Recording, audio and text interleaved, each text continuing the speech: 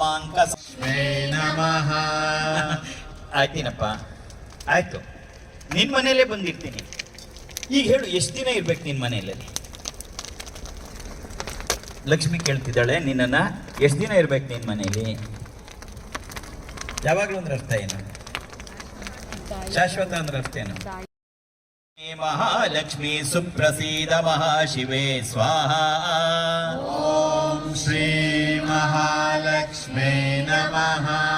ಯಾವಾಗ್ಲೂ ನನ್ನ ಮನೇಲೇ ಇರ್ಬೇಕು, ನನ್ನ ಮನೆ ಬಿಟ್ಟು ಎಲ್ಲೂ ನೀವು ಹೋಗ್ಬಾರ್ದು.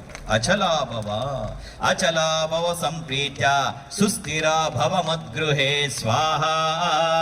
ಓಂ ಶ್ರೀ ಸಂಸ್ಥಿತೆ ಸ್ವಾಹ.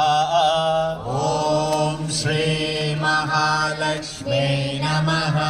ಪ್ರತ್ಯಕ್ಷಂ ಕುರು ಮೇ ರೂಪಂ ರಕ್ಷ ಮಾಂ ಶರಣಾಗತಂ ಸ್ವಾಹ. ಓಂ ಶ್ರೀ ಮಹಾಲಕ್ಷ್ಮೇ ನಮಃ.